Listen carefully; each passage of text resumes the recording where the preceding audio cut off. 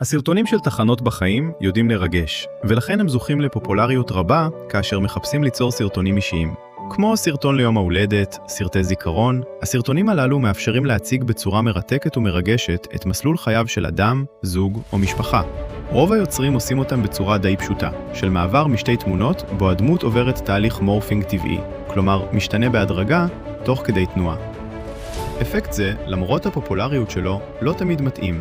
לעתים המעבר קיצוני ולא טבעי במיוחד, ולכן אני מציע לשלב כמה אפקטים מעניינים יותר.